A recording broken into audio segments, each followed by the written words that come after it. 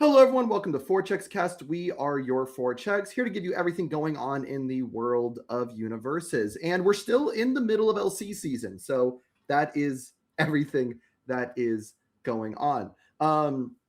So we have a few things we want to talk about today. We have a few discussion topics that we're going to spend a lot of podcasts talking about.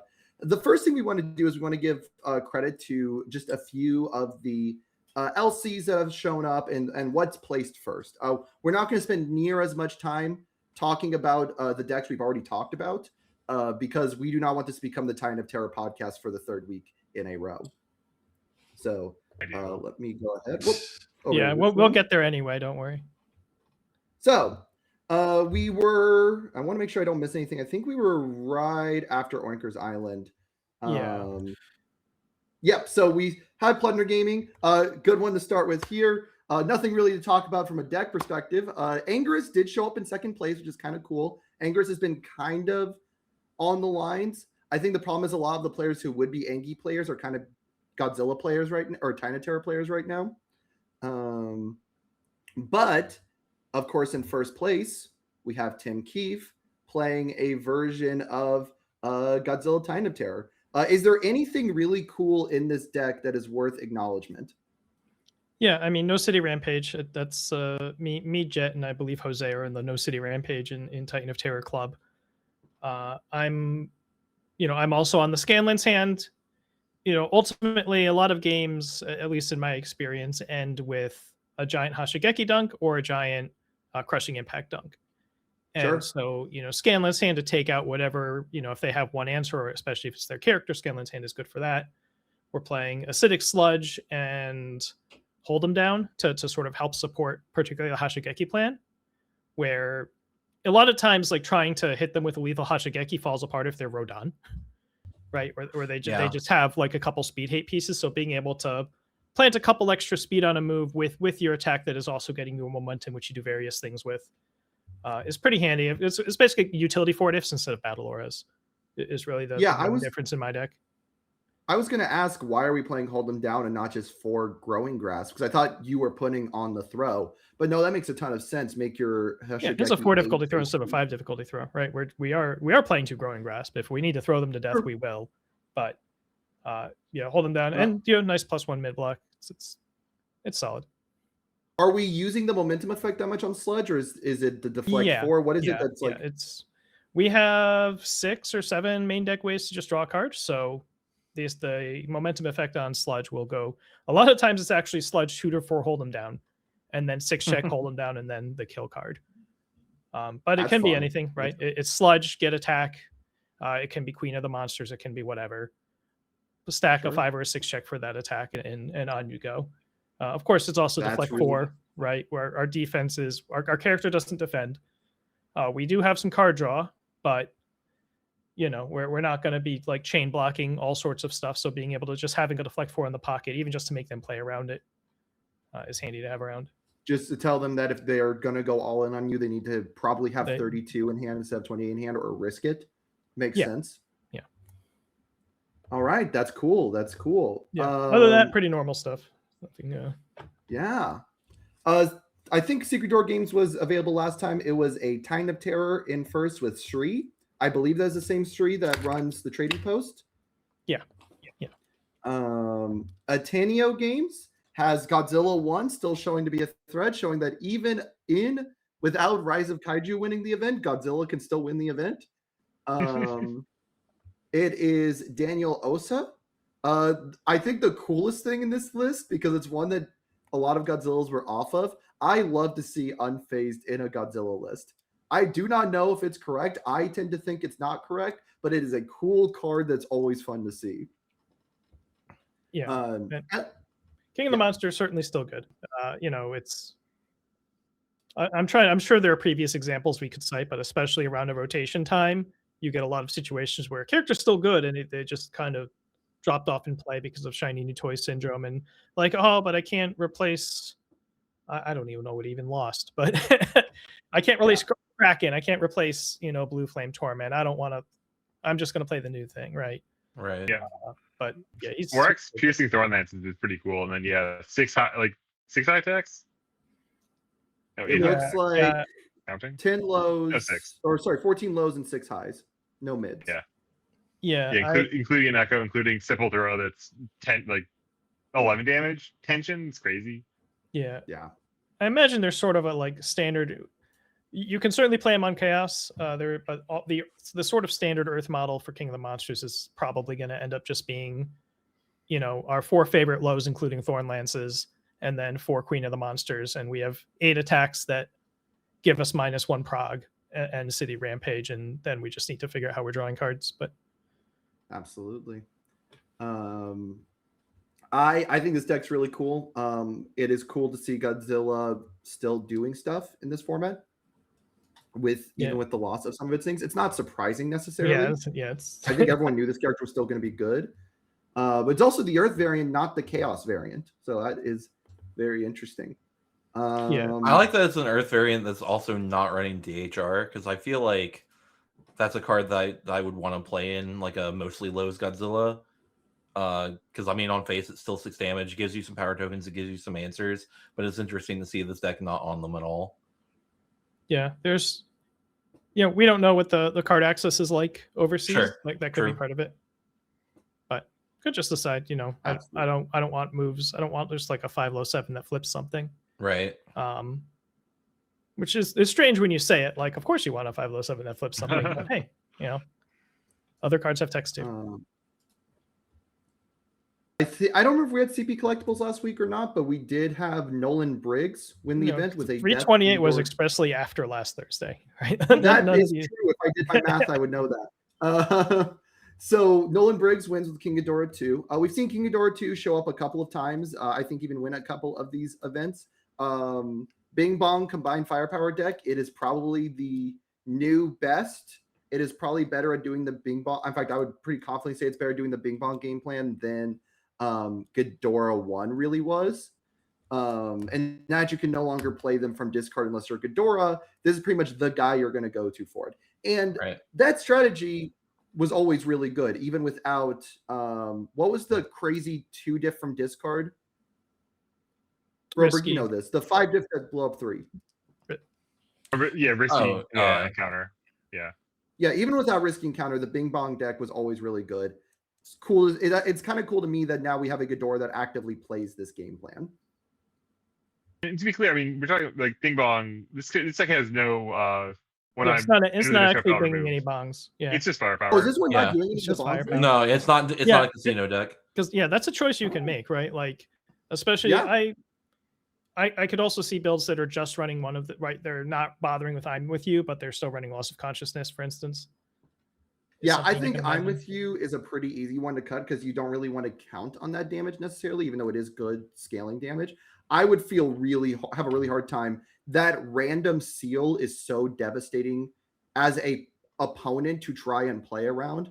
As a player, I had a hard time not running that in one of these decks. But everyone makes their choices for a reason. It may have just been hard to find something else to cut for it. Yeah, it's peak universes. Like you get to choose what you want to do. You get to choose the trade-offs you want to make with your own deck, and there are an awful lot of trade-offs that you have the options to choose among these days. Absolutely. I also want to give one very brief shout out to the 2 total destructions in the discard. This is where I wish we could have talked to these players because I want to hear like why this was this the right call? Yeah, they are blocked on the stream, but yes. Oh, they're blocked on the stream? Yeah, they're blocked out by the cameras. That's really funny. I know they were even there. Let's see here. Moving on from there to Cryptid Gaming. This one has one of the weirdest.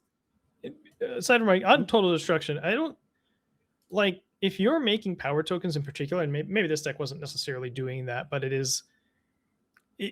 if you can take advantage of a situation where you are getting a turn with no ready foundations and you can still do some sort of useful attack situation, then cards like total destruction aren't necessarily bad. Right? If you're Ghidorah and you total destruction and you get 2 power tokens, and I mean, you don't have 3 diff attacks or anything like that, but say you just like pass your 4 and now you can just start flinging combined fire powers with your +2 speed with Ghidorah. And now you're putting a lot of pressure on them with their 1 turn of build. Right. 100% true. I do want to make sure we are hitting good pace on the Cryptid Gaming one. we have Shune, one of the ones that I wouldn't have ever expected to win an LC. And obviously, every meta is its own at these smaller events. But hey, I am glad to see a deck running Lightning Rod again. I think this card is always so cool when it shows up in a deck. I love it. I love 2-checks that are playable. And Shune is a cool character that I'm glad someone figured out a way to make viable. Yeah, this deck is doing some cool stuff. It's doing the sort of the Queen of the Monsters loop that you wanted to do. Yeah, you got that 3 Cincy Silk Rain, because if it deals damage, it builds down, so you can play the Cincy from that. Yeah, I think this one is really cool. Our friend George yesterday took all the LCs and created a deck. Does the average cards in the top cut Titantary decks? That's really funny. Oh man, that's one of my favorite memes. Actually, from back in the Jund days, was someone would show you a deck list and it's like blue-black controller or something, right? And you tell them, "Oh, this is a pretty cool deck, but like I think you could be a little bit better if you put in a few more Doom Blades. And you put in a few more of that. Put a few like if Spreading Thanax could be a really good blocker. Maybe like Bloodbraid Elf would go at that, and then you just turn it into Jund. It's like this Shune deck is really cool. It's like a cool fire symbol, like air symbol deck. Maybe what if it's on fire? And what if it had like destructive heat ray? And what if it had like maybe like not quite fire, but like what if it's Hunter's Ally destructive heat ray and like Frog and just turn into Godzilla deck? This deck has so many one-offs. Jesus, you can't stop me from turning it into a Jet Haymaker deck. That's fair. I have been noodling that guy off of good because he's the good symbol characters that can make J-Maker big are not very plentiful, and he's sort of the guy on the list there. I think there's so many cool Jet Haymaker, I cannot decide if that card is underrated or not, because I know it's really good and I've seen you use it really well. I mean, it's who's really rating it. Besides, like, I'm sure there are other people that like the card, but it's mostly just me. Just like talking it up every time I get the chance. Every time I see it show up in a deck, I go, wow, this is a really good like card. It does a lot into Deadlock. It does a lot into Discard Hate. Oh, this is a cool card. And then I'm like, oh man, I'm glad that other people don't think like Tim Keefe, because I might be taking Biolante to an event. I mean, for better or worse, you do have a podcast where we help everyone think more like Tim Keefe. Yes, that is true. That is absolutely true. Now, someone who likes to play DR, getting people to think more like Tim Keefe is an actively bad thing for me. Hey, DR is good against Haymaker unless you need your discard pile.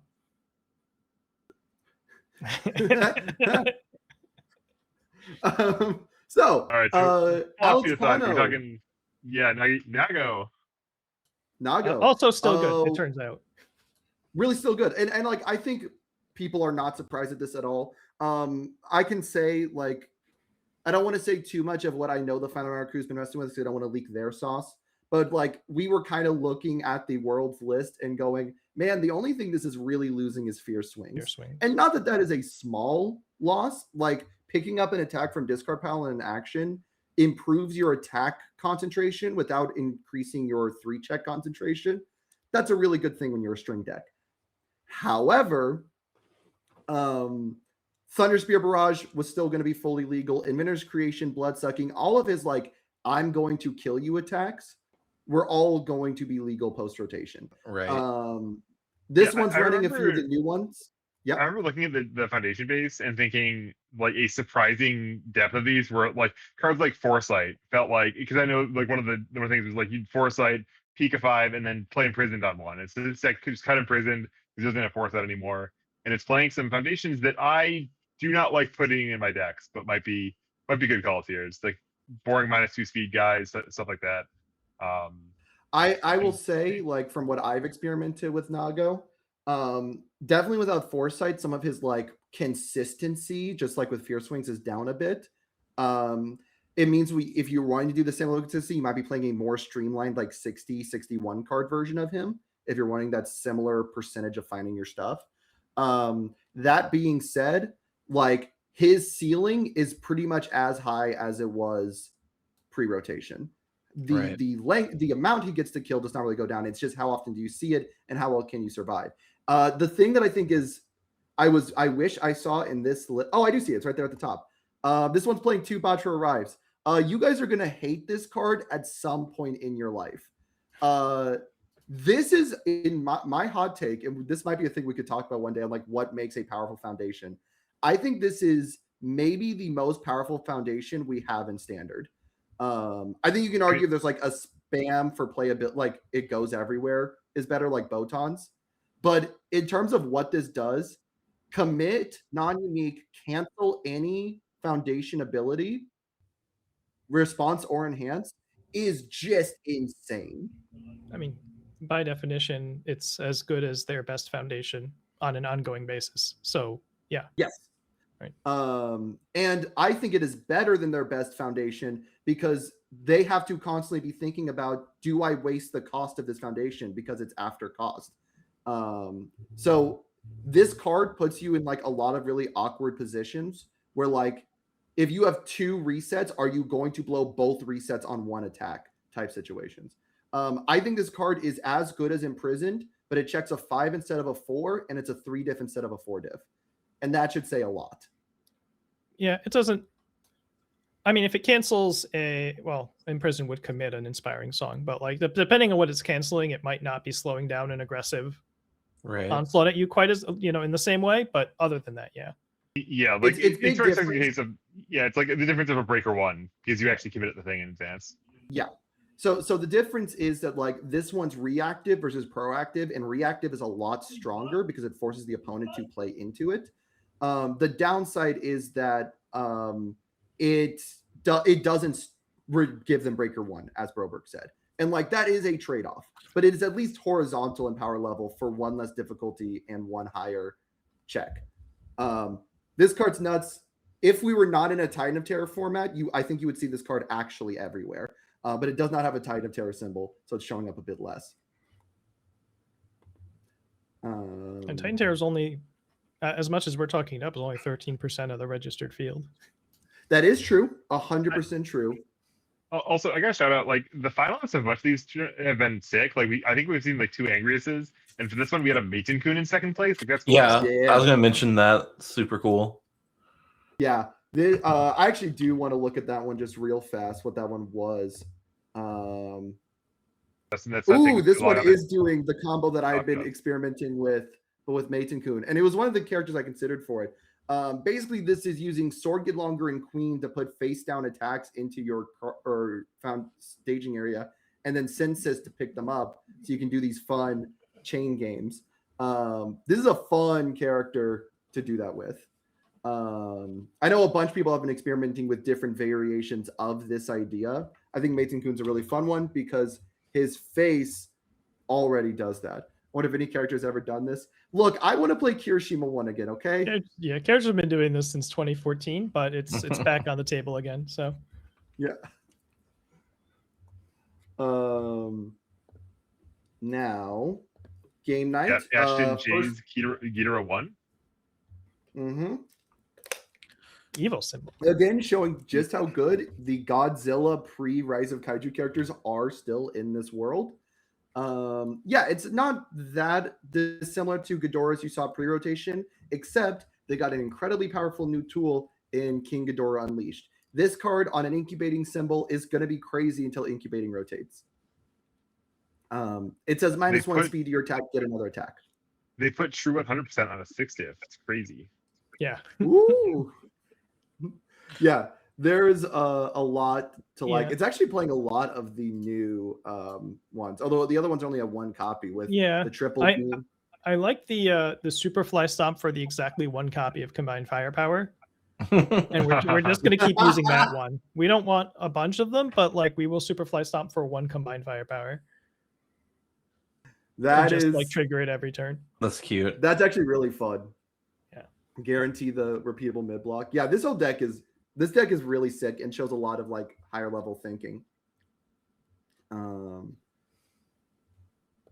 then second place, we haven't talked about him too much. I think he showed up once last week. I know Broberg, you were on this character.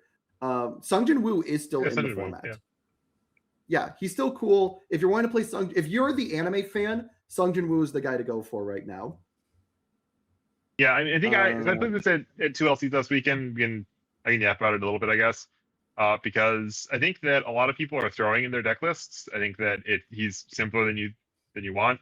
Like the good ones are just a lot better than the less good ones. And what is surprising to me is how interesting and dynamic all of the games have been, despite how basic all of my cards are. How they're all doing kind of the same.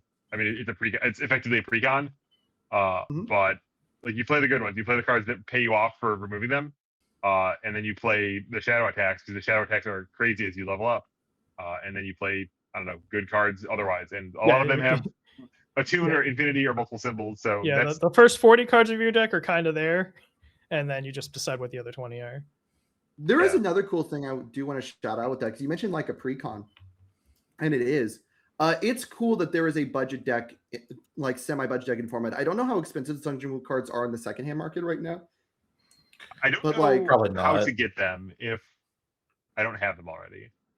I know that someone asked this at some point and kind of got the answer of you find someone who's selling them and that's it. Yeah, you find like a Yeah. challenger deck, and that. Yeah, was that like an online only sale? The Shadow Stores Monarch could- ones, yeah. Stores got a limited amount that they could sell, and then the rest were online only. But I bet you could still find it for the attack lineup for under $50. Because it was like 25 for the bundle or something. No, it was like 40 for the bundle, but you got It was an app. 40, yeah. But like, given that we're so many decks are running a ton of URs, and when I'm buying a deck, I'm often looking at 200 to 300 at a deck. A deck that you get the lineup for under 100 is a really good thing to have in the format. Yeah, and certainly, it is Now attempting ultimately to find it. ultimately like I enjoyed playing it. I have a certain number of faculties as a Universes player that not everyone necessarily does, and I know a bunch of people complain have said, "Oh, like I hate Dungeon Moo. It's too oppressive. It locks me out of the game. Whatever. It's too hard to get through." And that can happen sometimes. But you should make your deck better rather than complain if someone else's deck is good. Yeah, I don't. Yeah, I'm trying to think about it. I've never faced him with a deck that wasn't murdering everything, and I don't know. Like you get once per turn, you get to make an attack do nothing damage, which is good ability, but it's not. We have Deku in the format, right? And you have backups that do stuff, and one of them does. The one that reduces damage doesn't reduce damage if you attack it. And he can sack them to draw cards and chain block a little bit, but he's blowing up his. It doesn't seem like it should be too much for like a good deck to get over. Like if your deck can't kill a late, the more concern is surviving when all of his stuff's getting plus bazillion damage. But like, if you can't kill a Sung Jin Woo, your offense is suspect probably. Yeah, the easy trope is on chart is like, oh, you can't, like his string is overwhelming. But honestly, like having played the deck, and I guess like having played the deck and optimizing it a bit away from having hit my own offense, right? I'm saying, oh, like level 4 will be good enough to win. And if it's not, then I'll death rattle them and chip them out with throws and whatever, which very much is a plan that works. If I'm allowed to have a lot of shadows in play, then you're kind of giving up at some level. Like you're saying, oh yeah, you can start the turn with +8 damage on all of your attacks already because you have the full stock of shadows, and your shadows are going to tutor attacks to your hand. Like, yeah, that's going to overwhelm you. But if you had attacked the backups that turn, if you'd had the basic agency in the game, you could have maybe sacked those backups and taken some attacks out of my hand, and at least made the game go on longer. So Universes, cool stuff. Yeah, Peak Universes. A game universe. George Zhang has now had his invite. George Zhang has been an incredibly good player, but hasn't been able to compete a lot lately. So it's cool to see he already got his invite here. Second place was Paul Baker on QU1. Correct me if I'm wrong. Is that the name of the old head, Paul? Am I wrong on that? Because there's like an old head. Are you thinking of Paul Bittner? I'm thinking of Paul Bittner. I apologize. Yeah. I was like, there's so many Paul B's. There's Paul Butler. There's Paul Baker. There's Paul Bittner. There are too many Paul B's in the world. But this one was like a pretty crazy tournament. I mean, just looking at it, I mean, not only was it 24 players, but you had like Eli, which I know is a pretty well-known player. Ross. It's like half of LTUVS hanging out in there. Yeah. Like, and then of course being taken down by George, even a champ card player in Will Anderson III. So a pretty sizable tournament taken down by Titan of Terror. Yeah. Shout out to the top 4 Annie. Yeah, I was going to say the character I've given non-zero looks to in my quest to put damage on Jay Haymaker. Yeah. Oh, yeah. It is not playing J Um, Haymaker though. It's on death. Yeah. Jet Haymaker. We do have a really small LC. It's really funny. Some of these Yeah, are, there were you know, two. I think there were 25 two OCE LCs that had like 5 and 7 players, and Alex Gurney just kind of beat them both up with Titan of Terror. Yeah. And then Impact Gaming Center, another one won by Titan of Terror. Wow, we're seeing a lot of Titan of Terror. A few interesting ones here. There were again quite a few really good players. River is a super well-known player from, I believe, Block Party is his current team. A Rebby from Final Round got third with Ghidorah. Tam got sixth with Rodon, and then Chris got eighth with Rodon. Those are all the names I recognize. Also, Corey, who is also on Final Round, got fifth with Titan of Terror. So just a pretty sizable number of players, or big players, despite the fact that it was a smaller tournament. Patriot Games, I believe this is one of the EU. I know this is one of the EU ones because second place is Mike Hardman. And fifth place is Nathan James. I recognize both of those names. Yep, Nathan James. Greg Moss. It's pretty much a 5 of the top 6 are just like your usual suspects that are in most 2K top cuts. Yeah. I'm here for the fourth place Jester. I'm kind of sad that Mike Hardman hasn't gotten his invite yet. Although there is no world where Mike Hardman does not get his invite by Worlds. I would be astonished if that ends up being the case. This was as long as they have multiple. I don't know what the geography is like. I know a lot of the like UK EU LCs are actually on mainland EU. So really? We'll see how many Mike can get to. That's fair then. I will say, if you want to watch this one, we're not going to spend much time on this one because if you want to watch it, not only is it a Titan of Terror finals, but I believe Brett RK UK versus still has the whole thing available on his channel. But yeah, shout outs to the concept of the Chaos Jester, even though I disagree with some of the particulars in the list. Sure. This is a City Rampage Jester. And I know we've talked before about like if you're going to be a City Rampage deck, be a deck that's going to always find the attacks.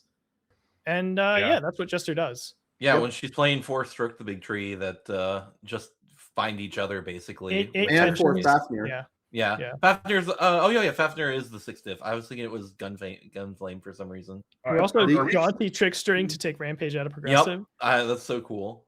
She has 2 spells now that either say get a spell from your discard pile or say get a momentum for big freaking explosion. Pretty good. She's got 3 technically. One is just on a 5 diff or higher. Am I missing something, or is this team rival here with no ways to steal foundations? It's just here to on hit, sacrifice, no progressive difficulty. That's adorable. I love that. That is 100% what it is. Gaming.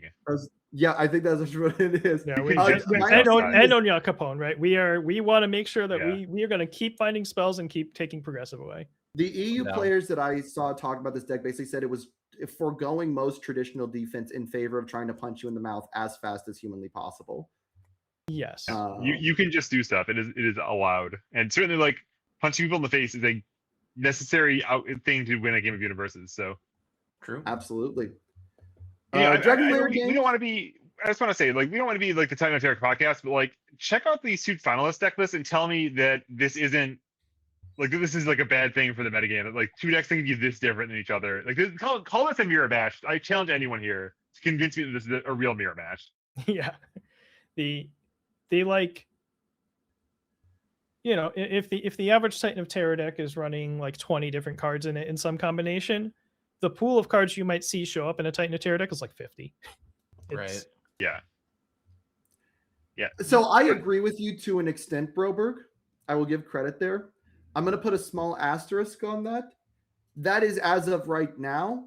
There is a question of will it stay that diverse of attack lineups going into, which is something that will kind of lead to our discussion on the back half of our stream. Will it stay that diverse as the format optimizes?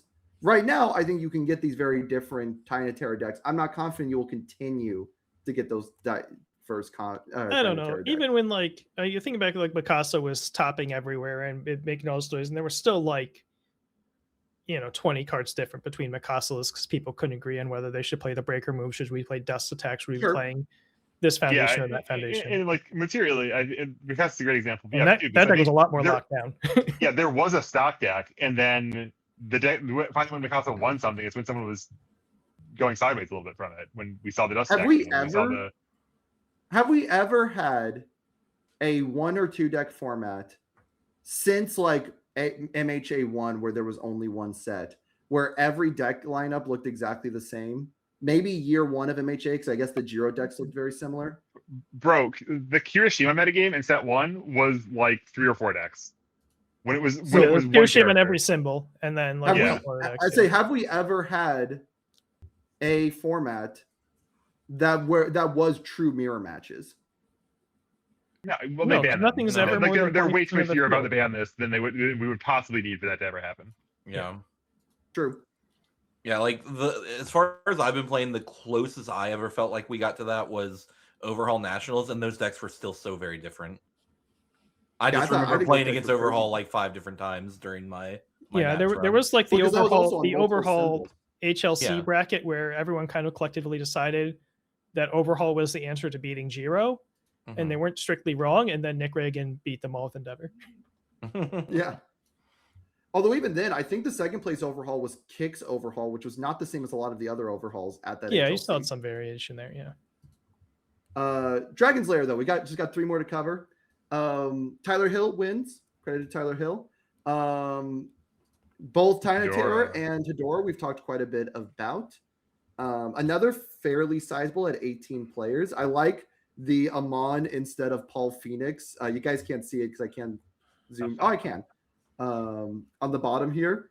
Yeah, I do love whenever someone brings in one of the Borderlands characters. Yeah. I remember I had like a moment of like Cartesian doubt of like, am I like losing touch with reality? What the hell is happening? They like add new cards to the game that I never heard about until I realized that someone had like linked to a like the page of like decks featuring character of the alternate Mikasa, and I'm like, and there was only one deck on the page. It's like, hey, I got here first. It's like, oh, it's just the. I had that funny Yeah. moment when I was playing with the Armin, Chop Jack Armin, and I was using the Vex the Siren Borderlands one, and it can't even go into TTS. The TTS mod just forgot to ever include the Borderlands characters.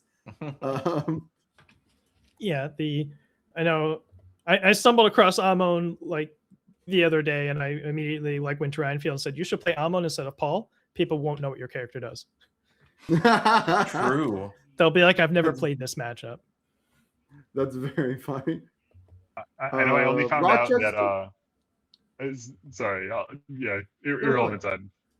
I was gonna say that I found out that Armin from the Challenger deck doesn't have any Attack on Titan specific traits. He's a scout, which is just a flavor text Yeah, so you keyword. might as well play the other or one. Yeah. anything. So they're actually identical, unlike the Caleb and then the soul leveling alt that loses the Mighty 9 keyword or whichever. We don't have the Rochester one, so Broberg and Tim, what won Rochester?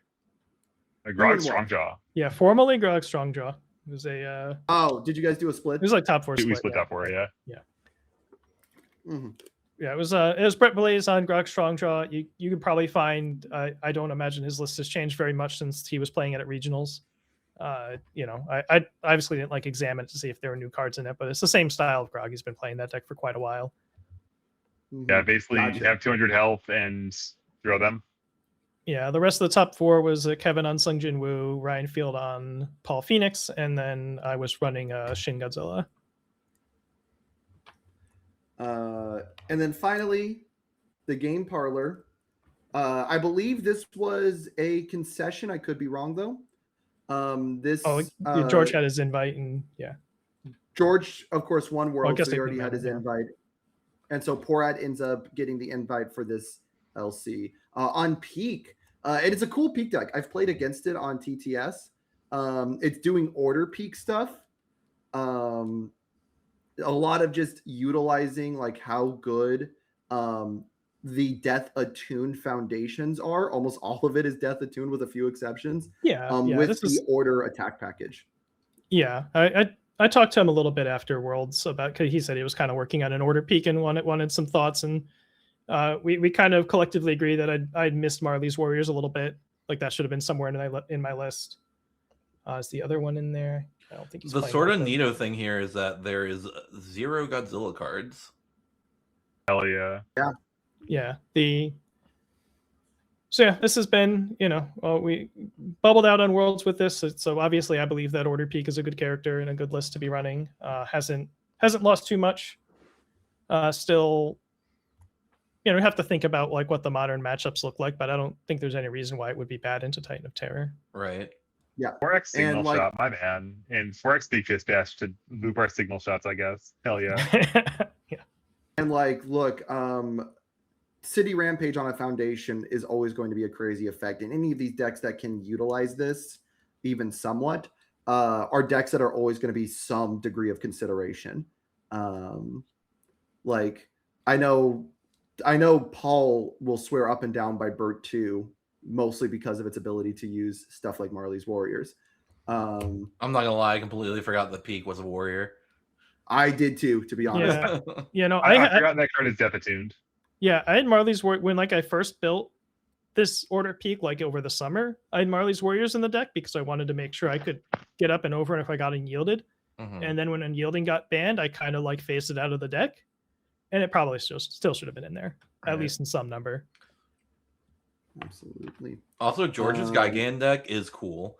This is like Mikasa flavored. Yeah, Gigan. it's Mikasa in a bug suit. Yeah, with with some bad checks. It's cool. Yeah, it's one volley is very funny for this deck. It is like, hey, if I don't think there's a way to search it unless he's playing. Is he playing the? He's not playing. He's not Charismatic, playing no. the search foundation. So he is just saying, if we find volley, and we just go ham with it. Yeah, we play it on Which every might be other the place attack, to which play is this deck great. if you Yeah. think if you think this deck is good otherwise, going, hey, we don't want the one check to be a big risk for our builds, but if we find it, we kill people, is like a totally reasonable place to treat that one check. Yeah, I but, don't know if we can. very very Mikasa shaped. Sniping Spy is a 2-check, but it's another clear card pool card that has some damage on it. Gets around Juno because it's a cost, notably. So you can still like even if they have a Juno, you get a card pool clear that way. But we've seen a lot of these attacks in Mikasa at World's Weakest Hunter. Just makes sense for Gigan. Yep. So we're filtering more so than drawing unless they take a World's Weakest Hunter, but we are going to keep playing moves. Absolutely. So overall, very cool lists that we have seen. That is the end of the LCs we have. I don't know if in fact, I'm leaning towards we probably won't do this full breakdown of the LCs next week. One, we'll have a ban list to talk about, hopefully, unless there's nothing on it. We'll see. I don't think they've, off the top of my head, I don't think they've done a ban announcement this close to an event, but they could always change tags.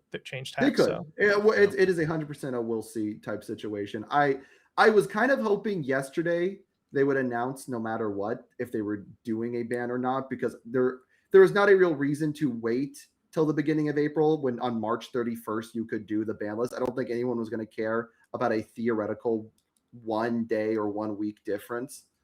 Yeah, it always applies like the following Monday, right?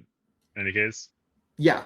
Yeah. Well, yeah, it's people, and if anything, if there are bans now, you're going to have more annoyed players going, well, I just ordered cards for Chicago, and now my deck is unplayable or whatever. Your deck is unplayable anyway. I will not be surprised. Yeah, I will not be surprised if there are no bans on Tuesday, given that we did not do one last Tuesday. My running not actually a joke is the people that want City Rampage like banned or added. If they City Rampage, they'll be buffing Titan of Terror because all the Titan of Terror players will take it out of their deck and make their decks better. I think you're.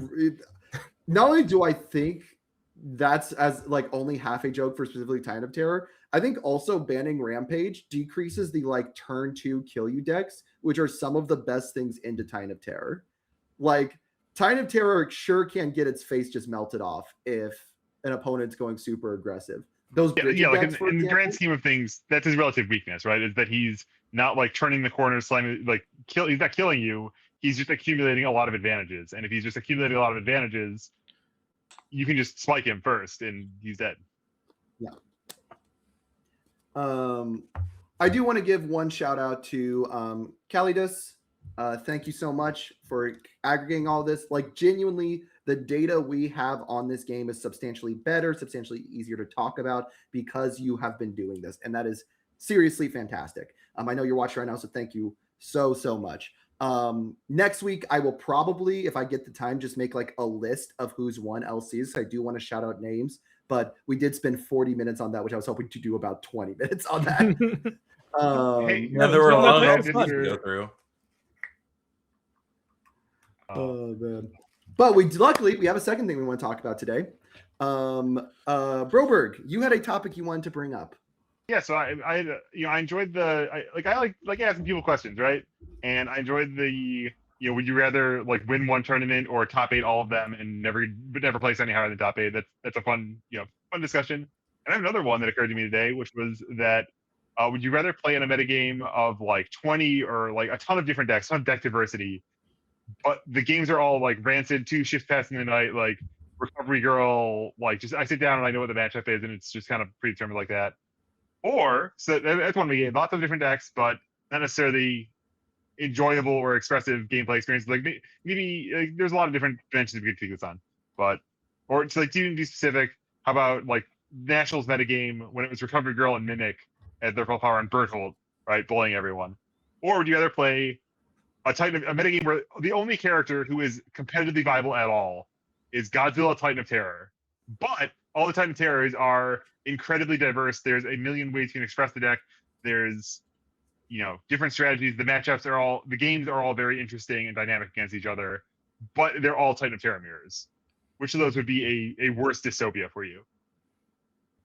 Yeah, broadly speaking, to take like character specific examples out of it, it's like technically varied field, but every game is almost a formality and kind of miserable to go through the motions, or technically very narrow field, but within the one confine, the one bucket of you're playing this character, there's a bit of variety, and the matches play out and they're interesting to play. Yeah, and broadly, I think also I'm asking which is a more bad game, which is a worse game, right? Which is the worst universes to live in.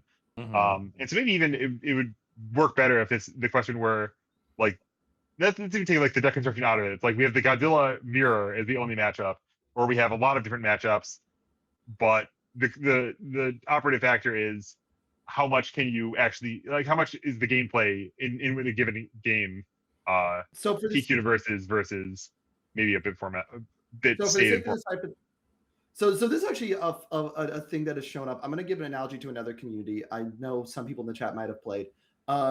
Yu-Gi-Oh has had this. I have the sense that I've heard this dialogue is like this is a Yu-Gi-Oh metagame where this kind of thing is happening. I can name literally like 2 specific formats this was a thing. So tier limit format was a 1 deck format. Every single event was not even like Titan of Terror where like 20% were winning finals. It was like 90% of tournaments in locals are being won by tier limit. It was functionally tier 0.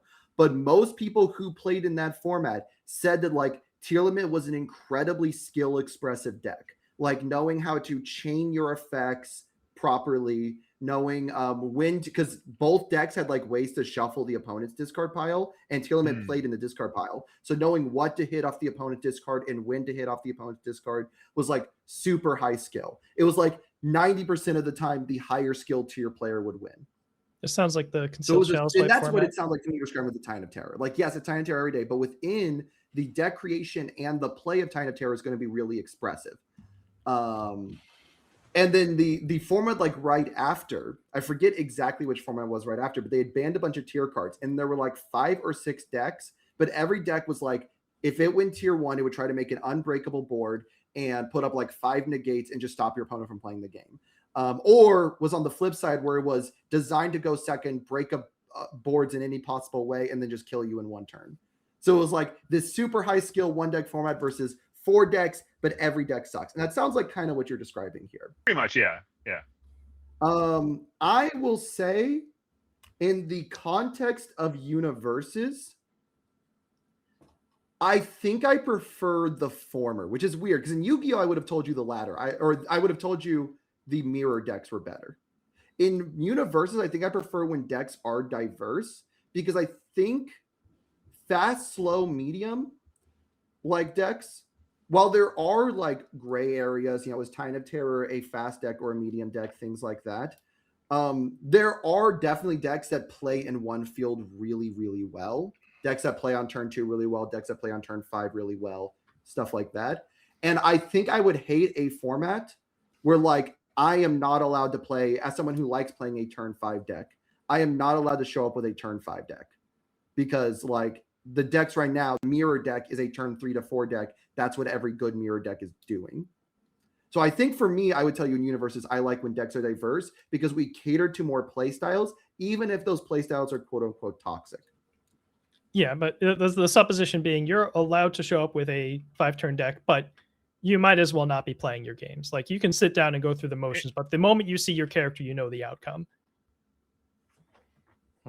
So yeah, so when we get yeah, to that hypothetical, I feel like I think in my construction of the premise is that you're imagining that the metagame is better than I'm trying to portray it as in the mini deck format, right? I can show up with Mark Tyner, but if my opponent is playing the anti-Mark Tyner deck, like they're going to City Rampage me on turn 0 and I'm going to lose for free. So you're saying the hardest of rock, paper, scissors format. If you sit down with rock, he's saying rock, paper, scissors, the spot, in like the 20 decks, but in the simplest of terms, I think he's just saying diverse meta, but none of the games are good. Like none of the games. I mean, feel like obviously at that point, like if it is genuinely there is 0 player agency, the answer is I would prefer the mirror format because I want player agency. Right. I just don't know if I could think of a format that I would even like Recovery Girl Mimic format, which is maybe the closest we've gotten, where I think that premise is remotely true. Where there is genuine 0 agency. We sit down every we've also never particularly approached a mirror format since 2007, right? Yeah, like, I think a what format? Like a full mirror match format. Like the closest we've ever been to that. The only time we've ever been particularly close to that was the shallow swipe format. Yeah, I think I have a like long-term paranoid picture that like anytime we actually start figuring things out, they are very itchy about banning things because as soon as people start figuring things out, they're worried that the game's going to go to shit, which is probably not even necessarily wrong, but right. Yeah, I actually have a specific one with that because the closest I can think of where I was playing the mirror deck in a mirror format was I was playing Younger Toguro in peak Younger Toguro format. And like that ended up not being a mirror format. If you look at, I think it was Vegas. Was Vegas where there were 3 Younger Toguros in top 16 who lose out? Might have been St. Louis. There were 3 in the top 8. The Amajikis and like a couple other decks were kind of beating them up. Yeah. So that was the one that people thought because the EU and OC regionals were before that, and people acted like those were mirror top 4s. Like 3 of top 4 was Younger Toguro and finals of Younger Toguro. That I played Younger Toguro in that format, and I really enjoyed that and was really annoyed that they banned Younger Toguro or eroded Younger Toguro when they did, because like the top 16 lists from Vegas are some of the coolest lists I have seen. Where like 3 of the best deck on one symbol were running 3 very different game plans. Like one was on an entirely Fury package, one was like a draw good stuff. I think one was the all symbol. Yeah, I think that was the shape of it. It was if there were 3 and not 4. Actually, Tanya, what was your semifinal or your quarterfinal? Rather? I believe I dodged Younger Toguro in the top cuts. I faced one last round of Swiss, I think it was. Okay, yeah.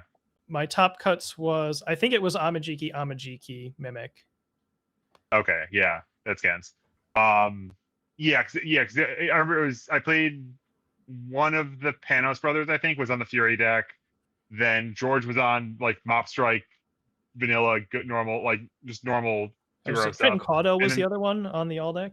Yeah, and then there was the all symbol deck, right? But yeah, going back to the hypothetical, I think there might be some element here of for one event, I'd definitely rather play the mirror format. If I'm gonna play in 20 events and they're all the same mirror every time. But what if the mirror is really good?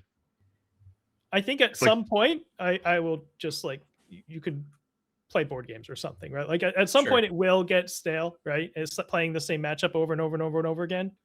But like that's why card games release new sets Right. to Yeah, make yeah. money. But if you're telling me every event's going to be a different mirror match, I'm in. I Sure. think if for mirror format, I think for me, if mirror format and like rock paper scissors format are both like their most extreme, where like every deck is identical in deck building in the mirror format, then I think deck building has died. And I think if the rock paper scissors format, then I think gameplay has died if it's on those extremes. I think the ideal, if you're gonna be forced into one of these worlds, might be like a mirror format, but there are multiple ways to play the top deck. A good example of this would be like a world where Peak was the tier 0 people were acting like it was going to be when Peak was first revealed.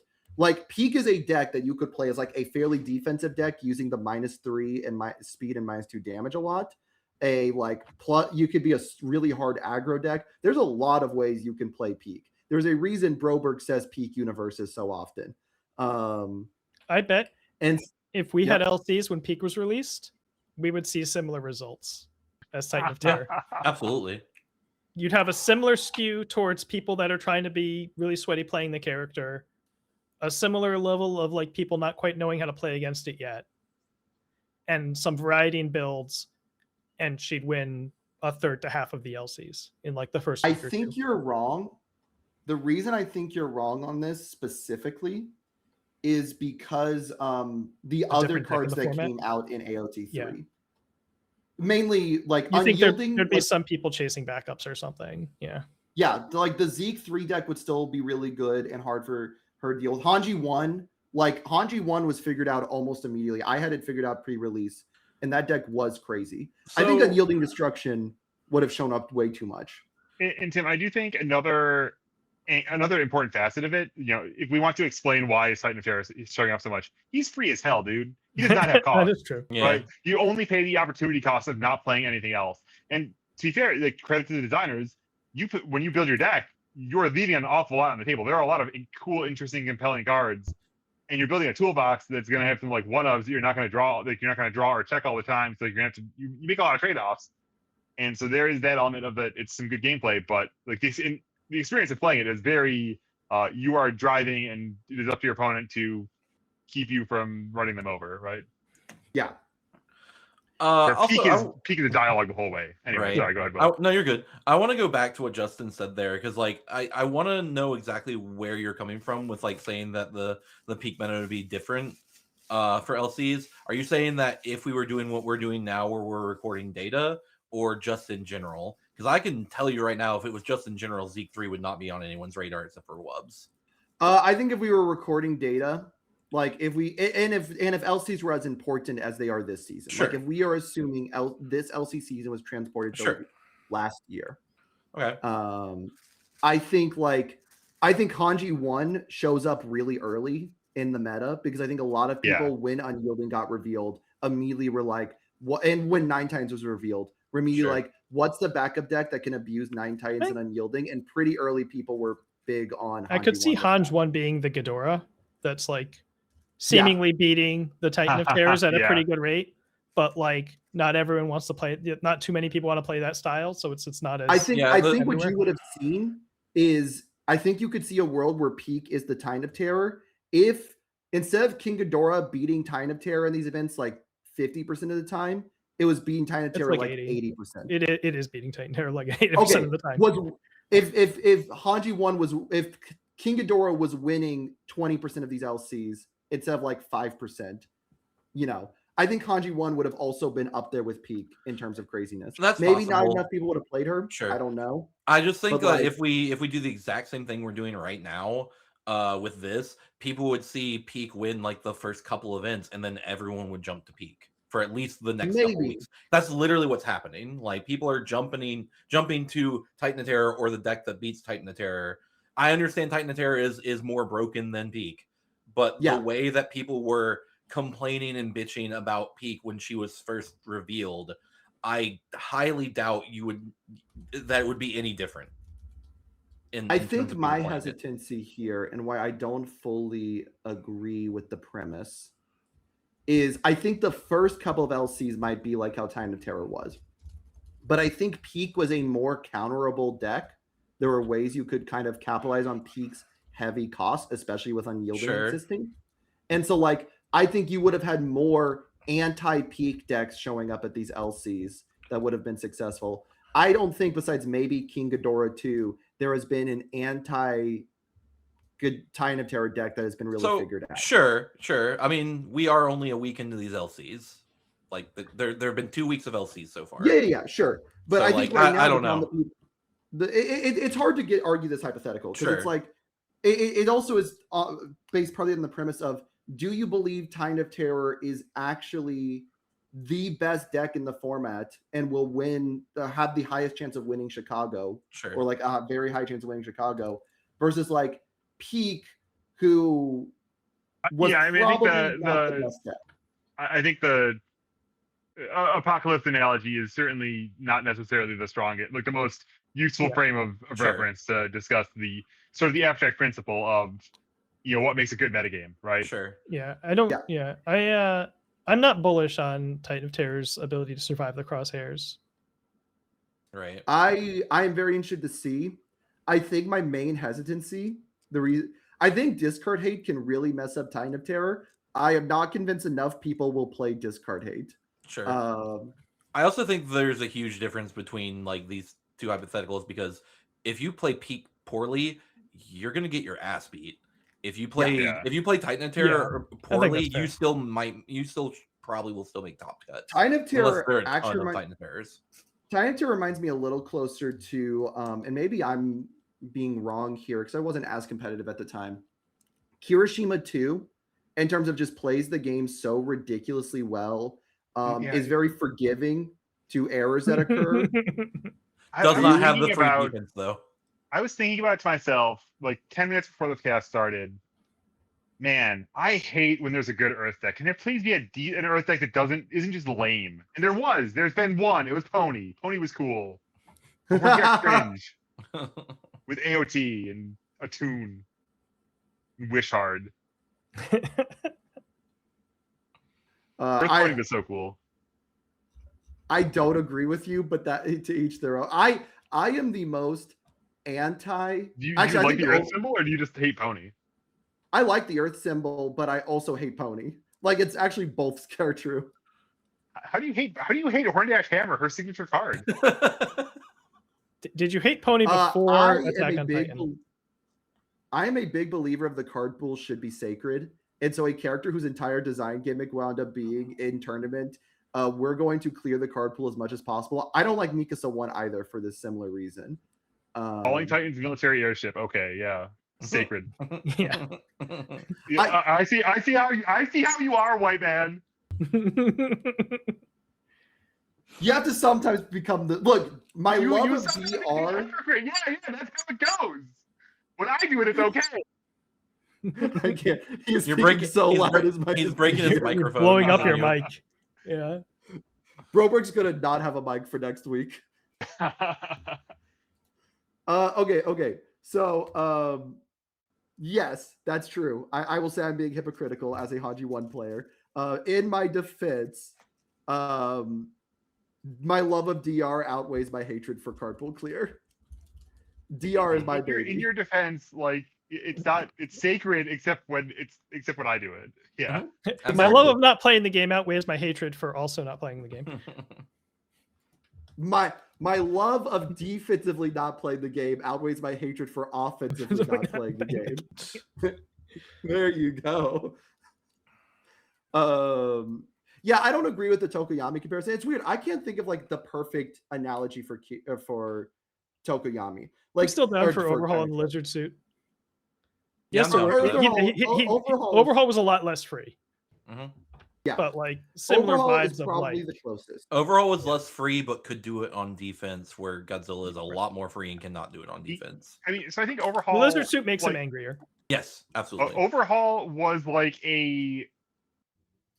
Actually, Tam, if I was slightly more fluent in poker, I think there'd be a very good poker analogy of that. But Titan of Terror is like an aggressively slanted over the aggressively slanted thing like Overhaul is shaped. where Overhaul is the passive controlling like resource advantage snowball. Like I'm going to win eventually for like without trying. Where Titan of Terror says I'm going to like checkmate you proactively by beating your face in and attacking you for free. Right. Like just And like this is Overhaul, like attack, build one face down, draw a bunch of cards with passing the torch, pass turn with 0 cards in hand, pass the torch twice. Like that whole wank is a level of like just passive advantage that You haven't feels seen how many times I can make Godzilla versus Biollante in Titan of Terror. granted, yeah. Dan, this is not an April Fool's joke. This is we need Justin to stop not showing up to the podcast. And so we're swapping days. We need Justin although I will to be on actually next show. week. Of course, we need Justin to actually show up enough so that we can, so we don't start doing a rotating door of guest casters. But I think Overhaul is the closest, and Yeah, we can I think I probably liked find closer if Overhaul. we put our minds to it, but it's I not. mean, I they It doesn't don't- really shooter matter. and played for free, right? Like that's an Yeah. unusual. Yeah, ability. it's the fact that it's both abilities that upsets me. Like I keep saying, like if Titan of Terror was eroded where he just does the check, I would be totally fine with that character. The check's gonna matter 1/3 of the time. Who cares? That's Okay, Breaker 2 stopping or doing a substantial damage to Titan of Terror is a thing I actively want. I'm sorry. The fact that Titan Breaker of 2 Terror still can wouldn't work. You ignore just play a Keiko's foundation. makes me angry. Yeah, like that's one card. That's like every like backseat to game design complainer is like, this is sinning, this is wrong. You're not allowed to make cards like this. It's bad. You can't have I didn't say your you're not card game. allowed to, Broberg. Don't put words in my mouth. You're allowed to do it. I just don't like it. Yeah, I'm allowed to not like but cards. it's not sinning. It's not about like is the game good or what matters in the game. It's that we have formed our judgment and this is evil. Did I say the word sitting at any point? Where did I say sitting? Listen, the value system of peak universities is that it's dope as fuck when cards are cool, right? Like, that's what I'm here for. I want the game to be good. Okay, so Broberg, will you handshake with me that Tyner's cool design? Sure. Okay. I mean, he's lame. He's lame, but I'm glad that people like it, right? Like, it is part of universes, so it is peak universes as long as they're I not am cheating. glad people like Titan of Terror. Okay, I'm glad people like it, but I think it's lame. Yeah, like. You also don't like walking. It's fine. And like I get you. Like this is the thing that I find frustrating about backseat game design is that it's like we're just gonna criticize the parts that are too interesting and too dynamic for us. That is some arbitrary notion we have of how the game should be shaped. Like we should have a card pool.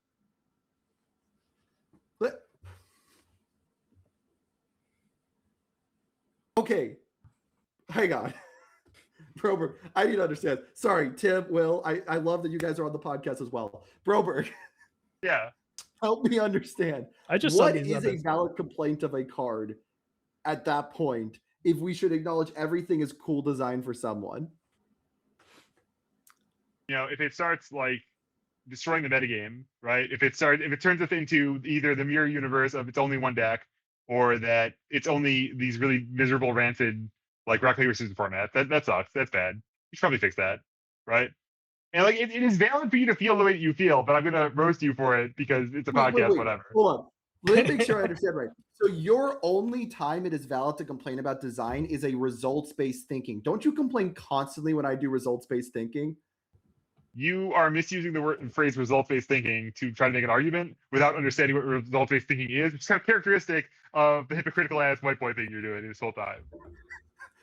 So results-based thinking is when you say, oh, Godzilla is 20% of the winners of these tournaments. QED, Godzilla is 20 times better than every other deck in the format, or whatever nonsense people would say, right? We don't know how good like the abstract perfected version of universe is, what that even looks like, what that metagame looks like, of all the fucking, But to any ruined metagame, you could always say, well, we just maybe have not figured out the deck that solves it. Like there has not been a solved metagame in Universe's history. Sorry, actually, yes, it's MHA1 onwards. Huh? Sure there has. They just banned it before there were any more events because they understood that the peasants would revolt. What solved metagame was there in Universe's history? Play me an Besides Attack on Titan Kirishima 1 format. Play me an attack on Titan 1, I'll beat you with Erwin. Solved metagame. That deck's better than every deck. Didn't you go 2-1 against both Smiling Titans in that format? No? You go 2-1 against me. I don't remember if you go 2-1 against Porat or not. It's the best deck in the room. I was undefeated in that tournament, dude. I had 10 wins and 0 losses. Not like 3 out of 3 undefeated, like actually undefeated. I killed everyone. That deck was broken. That deck was comically better than every other deck in the room. Do you realize how hard I had to punt to tech a 2 to not kill you in game 2? Okay. Do you know how many turns I had to throw not putting stats on things properly or not building an extra foundation to not kill you on my end as well? I would like to watch this this back. You want to bring back History Universe? You can run this back. You're arguing that there haven't been enough broken metagames. Like, what is actually your position here? My position is that we are allowed to critique games without being like, well, no, it has to be a solved one deck meta before you're allowed to like you are free to say whatever you want, and I am free to roast your stupid takes. By your logic, like negative play experience is not allowed to exist unless it ruins a metagame. You know shit what bad players think are negative play experiences. Do you know shit anyone? If you dislike Tide of Terror, you're a bad player. You heard it from Broberg. Play it back and tell me where I said that. I said I don't care what bad players think are bad play experiences. I don't care what people who just picked up the game yesterday and said, I checked a 3, this game sucks. Great. Play something else. I hope you learn to play the game better and develop a better taste for what makes good gameplay. Okay, but plenty of good players are complaining about Titan of Terror. Okay. So why are you specifying bad player here? Because I'm talking about bad players who I don't respect their opinions.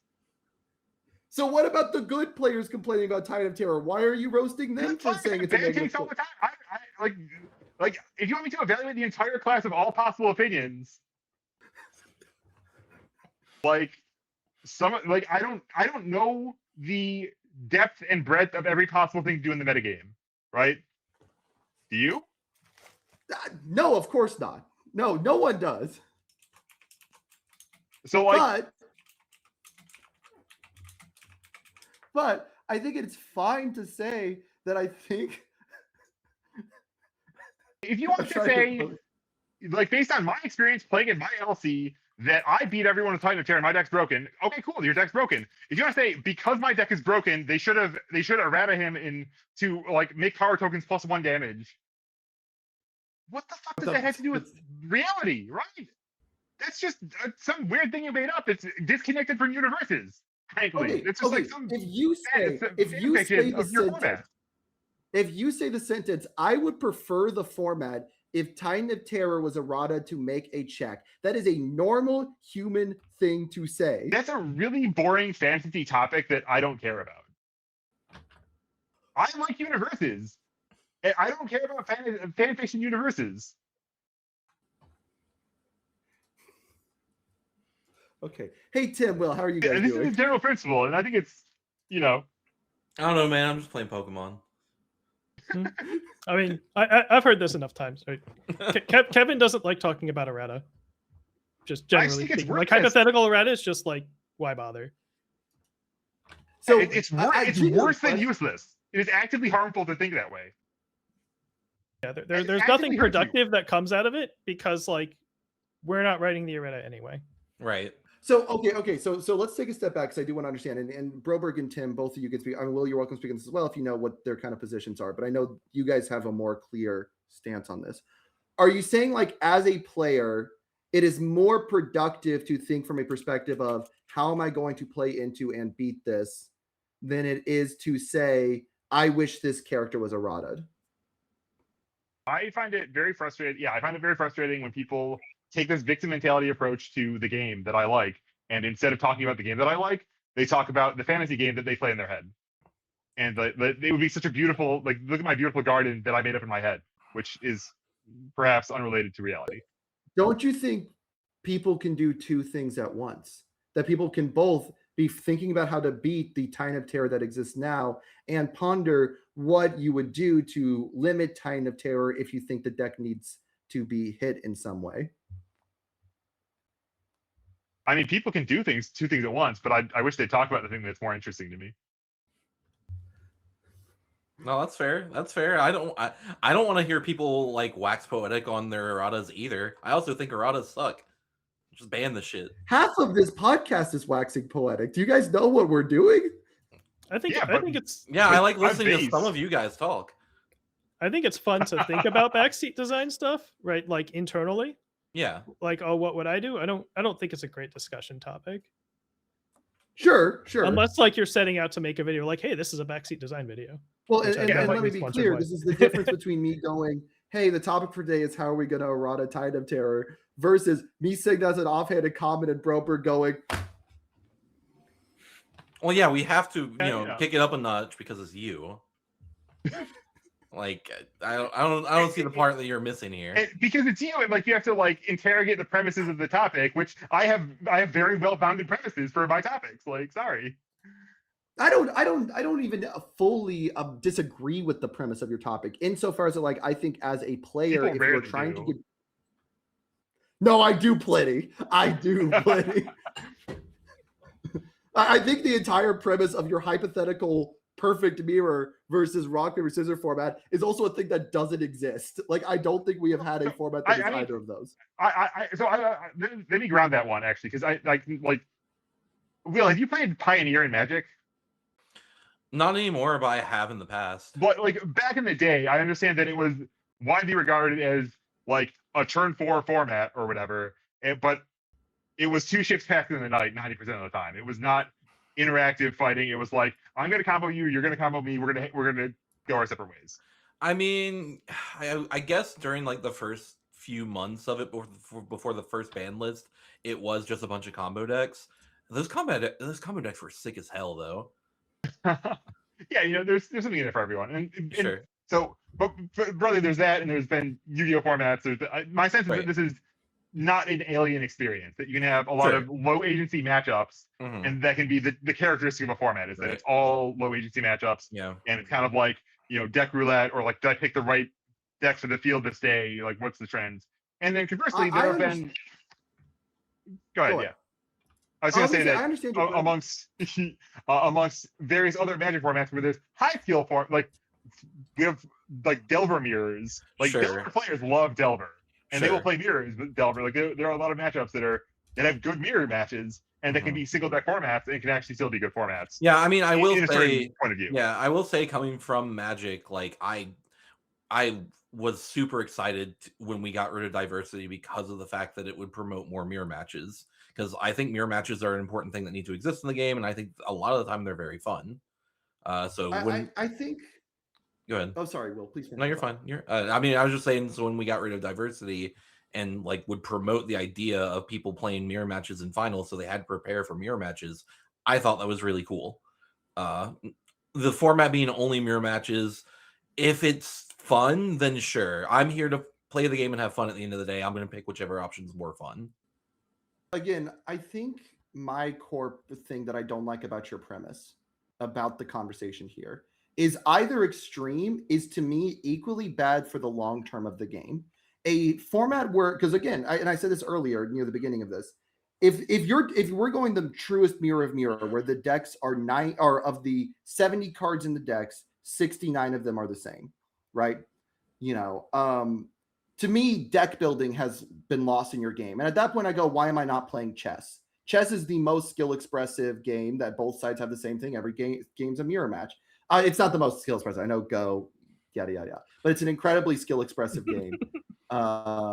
You're playing this instead because it has the cool pictures of the characters you like. Duh. Yeah, I mean, I think that I'm happy to flex the particular parameters. I think that it's a sharper extreme of if we just take deck building out of both sides of the equation, it's easier to tell it apart, right? Because it's like, oh well, how am I building my sideboard with this deck this week versus how am I tuning my Titan of Terror deck the other week? So that's if you fuzzier boundaries, right? If you take deck building out of it, then your statement was, would you prefer the format where there's no player agency or the format where there is player agency? And like obviously there you would prefer the format that there is player agency to the format that That's there's not not. necessarily everyone. Well, it's like it's like different agency, right? 'Cause I can still choose what deck I'm playing this week. And if I know it's all like rock shaped decks this week, and kind of the trend is like not very many scissors, then I can show up with paper and I'm exercising my agency. I'm getting a excess win rate. But I also don't think you can like remove deck building agency from the game. Like you like deck building is such an important thing to our game. And I think a mirror world is much worse for deck building unless it's like a Kirishima 1 or 2 type character where like there are 3 completely viable symbols that play completely differently. Kirishima 2, like Fire getting to be the action spam deck, for example, was very, very different than like the Earth, like playing the good stuff, playing the hardened jabs to pick up, things like that. So I wonder if I could construct a Titan of Terror cube where everyone plays as Titan of Terror, and we managed to have 3 balance symbols amongst them. That'd be kind of interesting, legitimately. It'd be an interesting project. So, but to me, when you say like mirror format, you're saying true mirror. And if deck building is gone from true mirror, I think that sucks. On the other hand, I think rock, paper, scissors formats have a ton of deck building. How much of your deck are you catering to beating X matchup is like a very real thing that happens in diverse formats. Even when the formats suck from a player agency perspective, things like, am I going to play these silver bullets is a much bigger question when you can't guarantee what your matchups are going to be. Yeah, because it's diverse.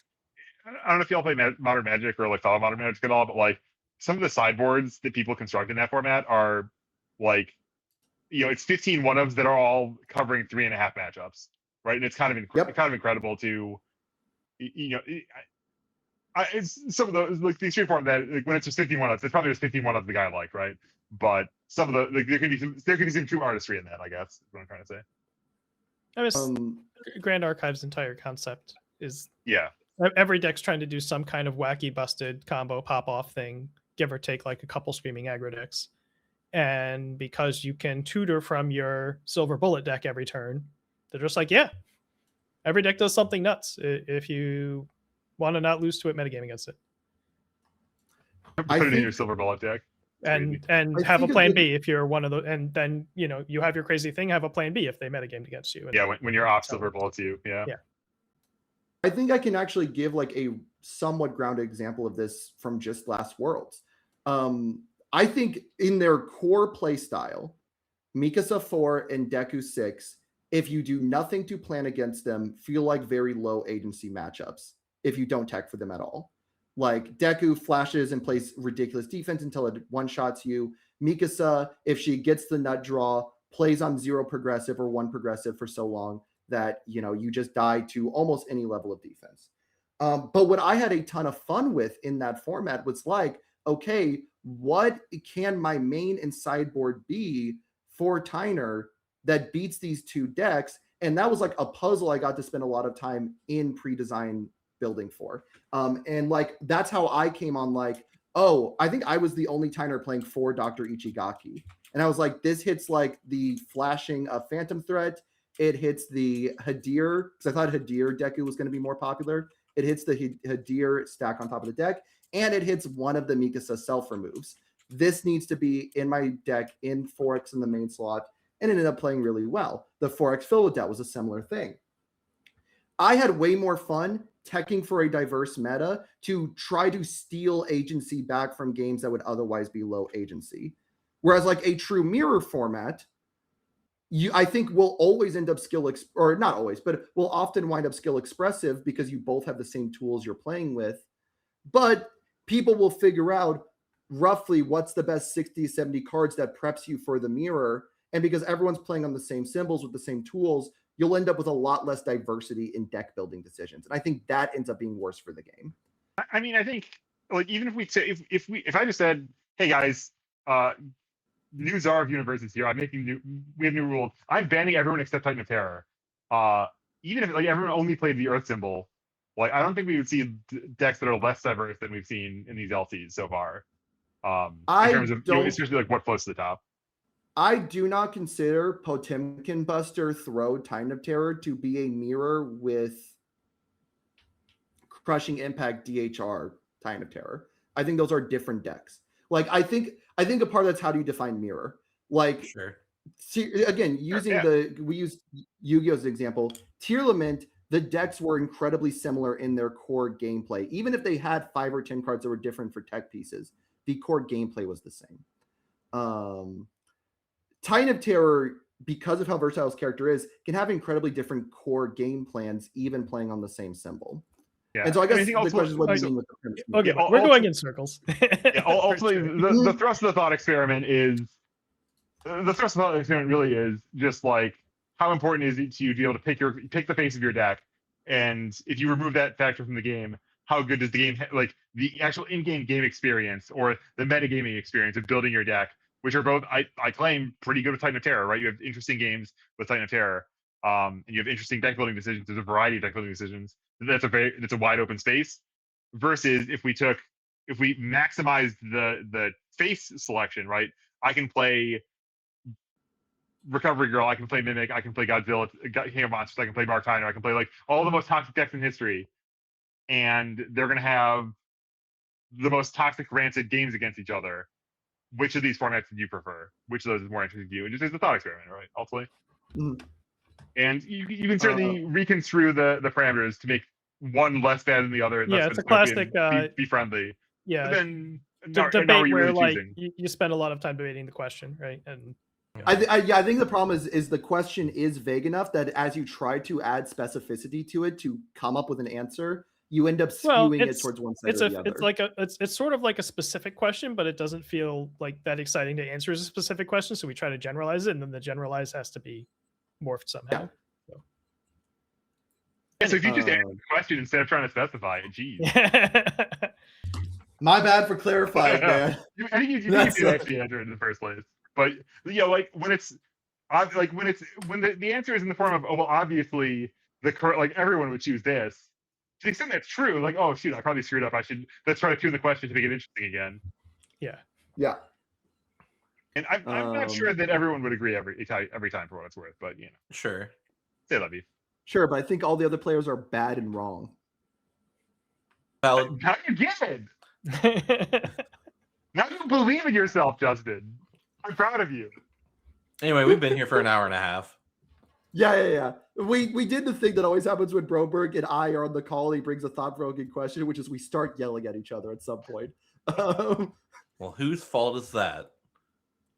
Broberg's. Nope. So, all right, let's go and start rabbit Come on, Mike. Thank you all for tuning in.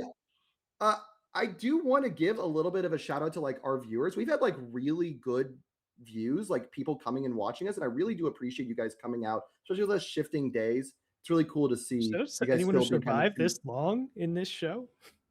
I know, right? They're all also playing.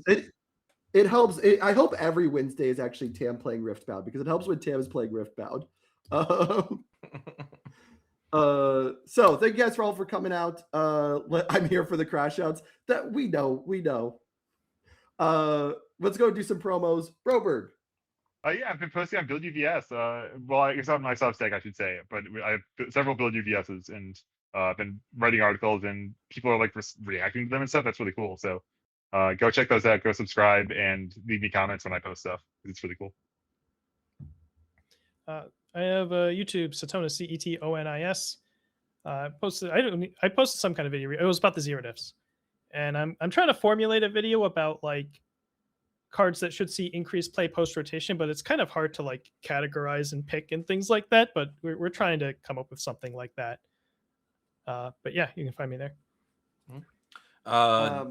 You can always check our VOD channel for. I'm going to do it before you because I can. Always check our VOD channel, youtube.com/4checkscast. I'm not changing the day that I upload the video. Just gives me a little extra time to maybe edit it some more since I forgot to do it for the last two. Every Monday at noon you can find the most recent episode. Hopefully we'll try to do this every week on Wednesdays now. Go ahead and plug your thing that you don't actually stream on. Yeah, I have Double Mulligan as a stream channel. I'm hoping to maybe do something on Friday because I have Good Friday off, and so I'm hoping to actually do something with that day. I'm not guaranteeing anything. If you pay attention to Discords, if I'm doing something, I'll post it there. It may be something as silly as me like playing Kingdom Hearts stuff or something like that. Like I don't know if it's going to be universes or not. Depends on how much I want to like put up with the current format stuff right now or not.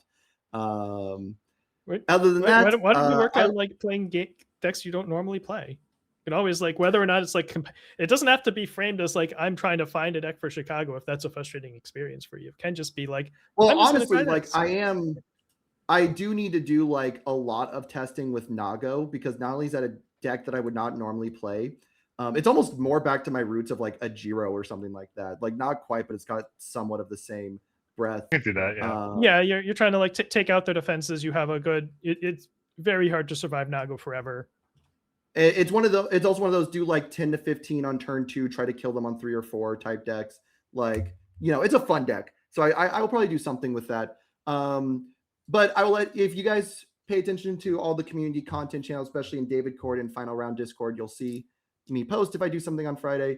Other than that, thank you all so much for tuning in. I'm going to go and raid you guys over. I am assuming Tam is still streaming. Tam is in fact still live. So I'm going to send you guys over. You guys are going to have to watch Riftbound now. Oh, no. All right, good night, guys. All right. Good night. It's been fun. Good Night, night. y'all. 3, 2, 1, raid.